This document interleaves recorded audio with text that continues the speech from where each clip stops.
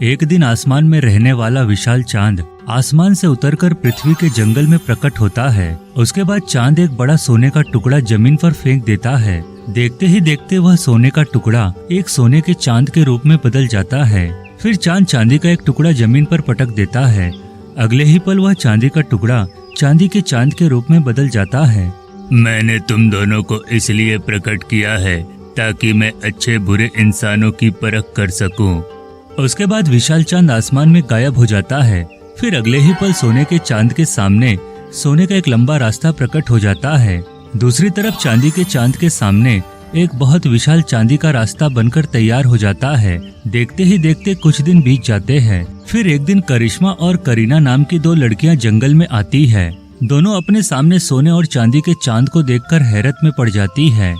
हम यहाँ अपने माता पिता की बीमारी के लिए जड़ी बूटियाँ लेने आई हैं। हमारे गांव में एक खतरनाक बीमारी फैली है। क्या तुम दोनों हमें जड़ी बूटियाँ दे सकती हो? मैं तो सिर्फ ऐशो आराम मौज मस्ती दे सकता हूँ। जड़ी बूटियाँ जैसी बेकार चीज देने की फुर्सत मेरे पास नहीं है। ये चांदी का चांद तुम्हें जड़ी बूटियाँ दे सकता है, लेकिन अगर तुम मेरे सामने के रास्ते पर चलोगी तो तुम्हें एक से बढ़कर एक चीज मिलेगी। इसके साथ ही तुम्हारी जिंदगी हमेशा के लिए बदल जाएगी।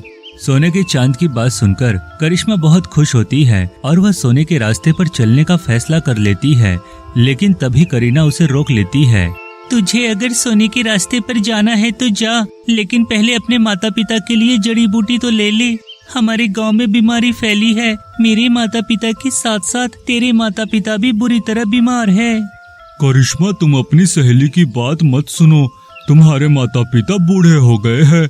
आज नहीं तो कल उनकी मृत्यु हो जाएगी। तुम मेरे सोने के रास्ते पर जाओ, तुम्हें जिंदगी के सारे सुख मिलेंगे। सोने के चांद की बात सुनकर करिश्मा उसकी ओर आकर्षित होने लगती है। देखते ही देखते वह सोने के चांद पर आगे निकल जाती है। यह देख सोने का चांद बहुत खुश होता है। सुनो करीना, तुम्हारी सहेली के साथ साथ तुम भी मेरे रास्ते पर आ जाओ। नहीं नहीं, दौलत से ज्यादा मुझे अपने माता पिता प्रिय है। मैं उनके इलाज के लिए जड़ी बूटी लेकर जाऊंगी। सुनो जादुई चांद, क्या तुम्हारे रास्ते पर चलने से मुझे जड़ी बूटी मिलेगी? हाँ हाँ, क्यों नहीं। मैं एक अच्छा चांद हूँ। दूसरों की मदद करने में मुझे बहुत खुशी होती है। तुम मेरे रास्ते पर चलो। थोड़ी दूर जाने के बाद तुम्हें जड़ी बूटी का पेड़ मिलेगा। उसके बाद करीना चांदी के रास्ते पर चलने लगती है। थोड़ी दूर जाने के बाद सच में उसे एक चमकदार पेड़ दिखाई देता है, जिसके ऊपर ढेर सारी जड़ी बूटियां झूल रही थी। करीना पेड़ से जड़ी बूटी तोड़कर थैली में भर लेती है। उसके बाद वह सारी जड़ी बूटी लेकर अपने गांव चली जाती है। गांव जाने के बाद करीना सभी बीमार लोगों को इकट्ठा करती है। उसके बाद वह अपने माता पिता के साथ साथ सभी गांव वालों को जड़ी बूटी खिला देती है। जड़ी बूटी के जादुई असर से सभी बीमार लोग पूरी तरह ठीक हो जाते हैं। मेरी गांव के अंदर दोबारा बीमारी दाखिल ना हो, इसके लिए मैं ये जड़ी बूटी गांव के चारों तरफ फैला दूंगी। करीना दोबारा जादुई चांद के पास पहुंच जाती है और उससे ढेर सारी जड़ी बूटियां मांगती है। जादुई चांदी का चांद करीना के लिए एक जादुई जड़ी बूटी का पेड़ प्रकट कर देता है। तुम इस पेड़ के ऊपर बैठ जाओ, ये तुम्हें तुम्हारे गाँव ले जाएगा। उसके बाद करीना जादुई पेड़ की डाली पकड़कर बैठ जाती है। फिर अगले ही पल पेड़ अपने आप चलने लगता है। मुझे अपने गांव का रास्ता बताओ, मैं तुम्हें तुम्हारे गांव ले जाऊंगा। फिर करीना जादुई पेड़ को रास्ता बताते हुए उसे अपने गांव ले जाती है। उसके बाद करीना और बाकी गांव वाले पेड़ से ढेर सारी जड़ी बूटी तोड़कर गांव की सीमा में चारों तरफ फैला देते हैं। अब मेरे गांव में कभी कोई बीमारी दाखिल नहीं हो पाएगी और इसके बाद सभी लोग अच्छी सेहत के साथ हंसी खुशी अपना जीवन जिएंगे। इस तरह करीना अपनी समझदारी से सब कुछ ठीक कर देती है। वहीं दूसरी तरफ करिश्मा सोने के रास्ते पर चलते हुए एक बड़े से आइसक्रीम घर के पास पहुंच जाती है। आइसक्रीम घर पूरी तरह सोने से बना हुआ था। इसके साथ ही उसके अंदर ढेर सारी सोने की आइसक्रीम रखी हुई थी। अरे वाह, यहाँ तो ढेर सारी सोने की आइसक्रीम है। अब मैं सारी आइसक्रीम अपने साथ ले जाऊंगी और इन्हें बाजार में बेचकर अमीर बन जाऊंगी। उसके बाद करिश्मा ढेर सारी आइसक्रीम उठाकर अपने गाँव ले जाती है। फिर करिश्मा बाजार में सोने की आइसक्रीम बेचकर बहुत अमीर बन जाती है। करिश्मा अपने माता पिता को पूरी तरह भूल गई थी। वह उनके बारे में जरा भी नहीं सोचती थी। दूसरी तरफ करीना अपने माता पिता के साथ साथ करिश्मा के माता पिता का भी अच्छी तरह ख्याल रखती थी।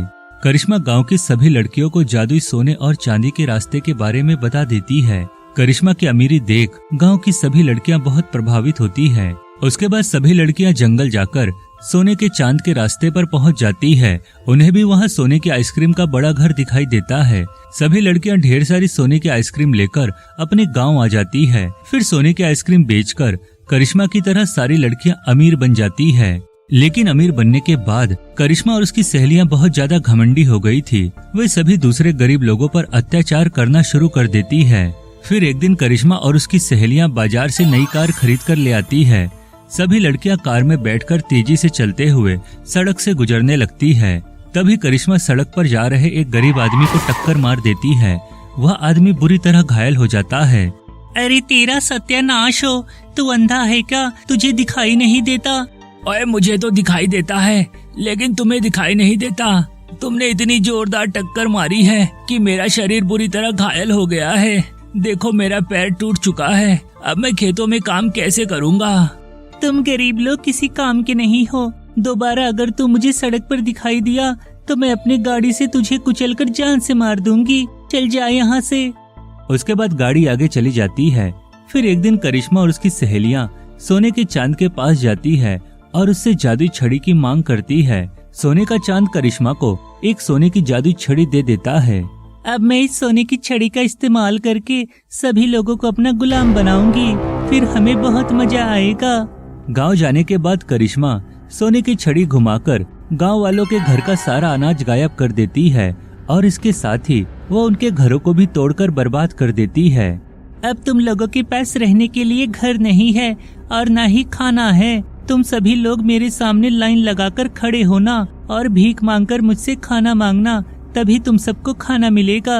लेकिन तभी वहाँ विशाल चांद प्रकट हो जाता है। विशाल चांद फौरन अपनी जादुई शक्ति से करिश्मा के हाथ में मौजूद जादुई छड़ी गायब कर देता है। इसके साथ ही वह गांव वालों के लिए सुंदर सुंदर घर प्रकट कर देता है। उसके बाद विशाल चांद करिश्मा और उसकी सभी सहेलियों को चुड़ैल की तरह बदसूरत बना देता है। अरे ये क्या हुआ? अचानक हम इतनी बदसूरत कैसे बन गई? मैं जंगल में सोने और चांदी के रास्ते बनाकर अच्छे और बुरे लोगों की परीक्षा ले रहा था। करीना बहुत ही अच्छी और ईमानदार लड़की है। उसने सबका भला किया है। लेकिन तू करिश्मा, तू और तेरी सहेलियां बहुत ज्यादा लालची और धोखेबाज है। अब तुम सब जिंदगी भर इसी तरह चुड़ैल बनकर रहोगी। करिश्मा और उसकी सहेलियां विशाल चांद के सामने बहुत विनती करती है, लेकिन विशाल चांद उनकी एक नहीं सुनता। उसके बाद विशाल चांद करीना और बाकी गांव वालों को ढेर सारे सोने के सिक्के देकर उन्हें अमीर बना देता है। लेकिन दूसरी तरफ अच्छे बुरे लोगों की परीक्षा लेने के लिए जंगल में मौजूद सोने और चांदी के चांद से बने हुए रास्ते अभी भी मौजूद हैं। मेरे पास आओ लालची और धोखेबाज लोग, आओ आओ मेरे पास आओ, मैं तुम्हें अमीर बना दूंगा।